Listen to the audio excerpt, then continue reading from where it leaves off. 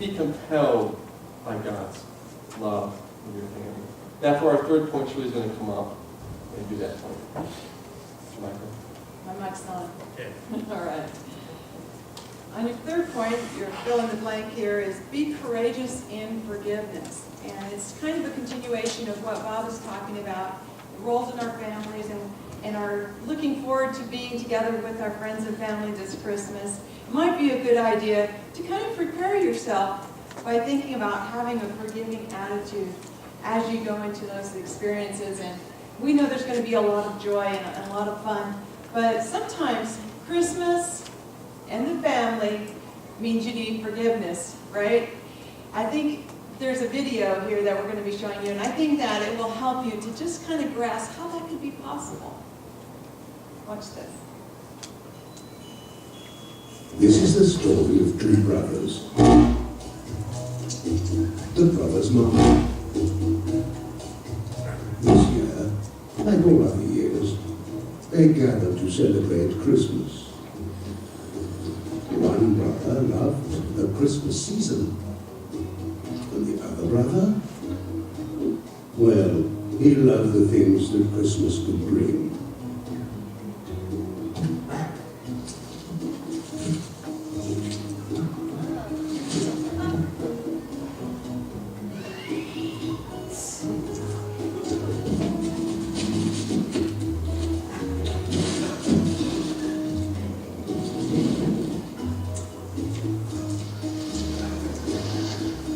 As the night wore on, the mountain of gifts seemed never to shrink.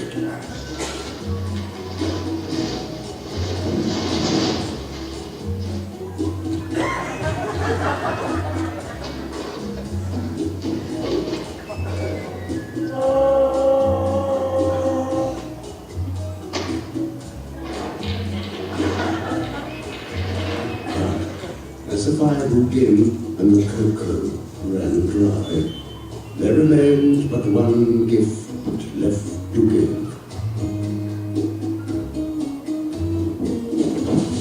This gift, however, was different than all the other gifts given that night.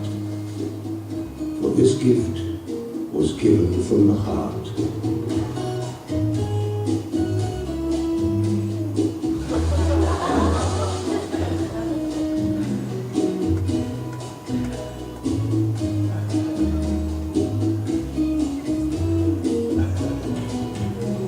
So, take a lesson from the brothers Marley.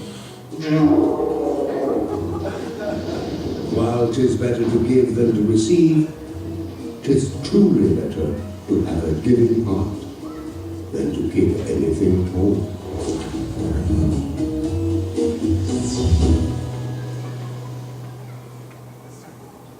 So I'm thinking those two brothers might need to have a little forgiveness going on real soon in their lives, don't you?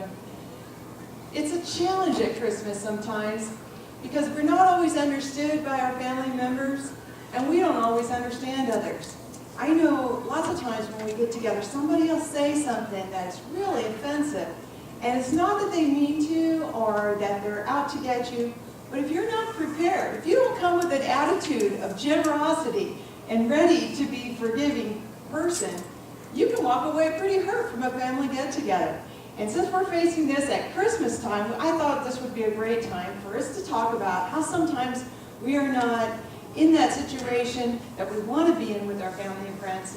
Maybe there's somebody there that you're at your get-together that maybe you're not looking forward to as much to see or hear from as maybe somebody else that you're excited about and looking forward to seeing. And so I think if we prepare ourselves with an attitude of forgiveness, and I would say courageous forgiveness in this situation, because isn't it those who are closest to us that can hurt us the most? You know, sometimes it's so much simpler. Somebody that's not in your life much, you can kind of go, who cares, you know, and just kind of blow it off. But when you have these people in your life over and over and over again, then it takes something special. It takes a really courageous attitude to be able to go again and once again have that forgiving attitude that allows people to have a brand new start with you and allows yourself to have a brand new start with others, because sometimes it's really forgiving ourselves. And so I have a story this morning morning that I want to share with you from the Bible that is not what you might consider a traditional forgiving, passage or a passage about forgiveness. But I think it does kind of help us understand that sort of ambiguity and confusion that we can have when we're around our family members. So let's look together at Luke chapter 2, and we're going to begin at verse 47. We'll have this up on the screen for you. It says, they found him in the temple, seated among the teachers. Okay, before we get into that, let me give you a little bit of background. What happened was that Mary, Joseph, and Jesus had made their trek to Jerusalem that they made every year. It was the Passover feast, and this was a big thing. Crowds, people from all over Israel came to Jerusalem, and then they would make the trek back. Well, somebody stayed behind in Jerusalem this time, and somebody was about to get into big trouble. Now, I know you guys are thinking, we're talking about Mary, Joseph, and Jesus, the Nativity family, right? Those things didn't happen. That's the perfect family. Nothing like that could possibly happen in the perfect family with the perfect child, right? Well, let's see. What does the Bible say about it? It says when they finally came back, and let me tell you, it was 3 days that he was missing. 3 days. Think about losing your child, okay? Think about the guilt that you have losing your child, like at the mall or somewhere. Then think about losing him for 3 days.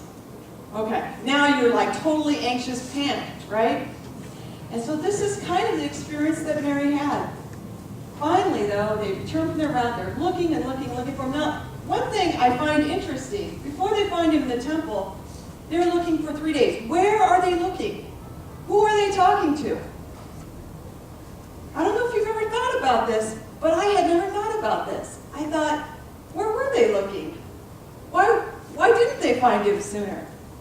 And so we find out what happens as we read Luke chapter 2. It says, they found him in the temple, seated among the teachers, who, by the way, were impressed with the sharpness of his answers. But his parents were not impressed.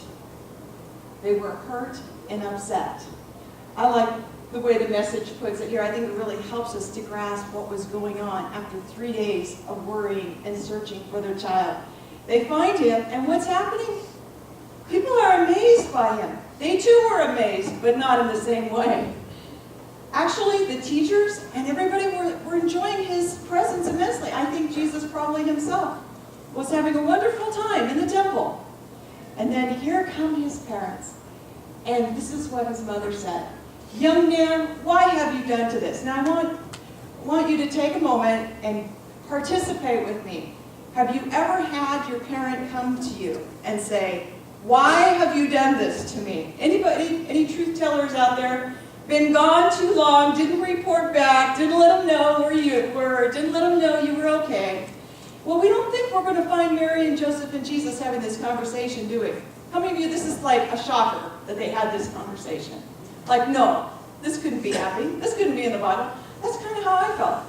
I was like, really? Did Mary really confront Jesus? Well, indeed she did.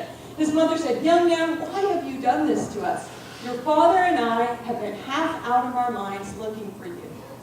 We're at our wits' end. We have looked everywhere. And here you are, having a good time. And of course, Jesus' response was, well, I'm really sorry. I wish that you hadn't struggled like that. I feel really bad that you guys were worried about me, and so forth, right? No. And this is where the confusion comes in, isn't it? The family members don't always understand each other. Sometimes somebody's really upset and really angry, and somebody else is really disconnected from all that.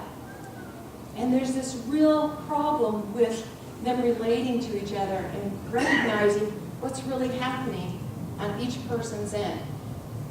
And this is what I saw when I saw this passage. I saw that Mary and Joseph, they were still looking for Jesus all around Jerusalem like he was a little kid. They were looking for that kid that they've been raising for the last 12 years. Like Bob talked about, the role. He'd kind of gotten into a role in their mind. All those prophecies about Jesus, all those wonderful words and visitations and all those things had been so long ago, they had gotten quite accustomed to him being their little kid, because when Mary confronts him, she says, your father and I. And what is his response? Let's see his response. He says, "Why were you looking for me? Didn't you know that I had to be here dealing with the things of my father?" Ouch. If you're Joseph, ouch. Okay. Didn't you know I had to be dealing with the things of my father? But they had no idea what he was talking about. They were on a different page altogether. And so we have this awkward, very awkward. It's awkward for us to hear about it, isn't it? It's like, how could this be happening in the Bible with Mary, Joseph, and Jesus? That's supposed to be like perfect. And yet, it was a time where Jesus took their attention and said, "I'm going to shock you a little bit because I need to remind you of who I am. I know who I am. I've known who I was for the last 12 years, but you've become accustomed to me being this person. Let me just remind you of who I really am." And when we're together with our families this Christmas, be reminded of who they really are. You know, as this person might be sharing with you some things you don't want to hear, or this other person, remember that every person matters to God. Every person is important. And if we can extend forgiveness to those who have hurt us, if we can forgive ourselves for maybe some of the things that we're embarrassed of when we're with our families, then we can have a fresh start with people. But it will take courage. It will take courageous forgiveness. It will be a moment of preparing yourself and saying, "Lord, help me. I need to forgive either myself or maybe someone else." In my own life, I've had these kind of experiences where it's a bit embarrassing. It's a bit embarrassing to face the things that you have done. In our situation, we actually had sort of one of those Jesus, Mary, and Joseph experiences. Our daughter, Alicia, wonderful, wonderful young lady, she's not here this morning, but she came home from youth group one day. And she was really excited and just thrilled. Something really amazing had happened to her at youth group. And when she came home, she said, "I believe God is talking to me about being a missionary to Africa." And you would think her ministry parents would be all excited for her, right? Would be thrilled with that news.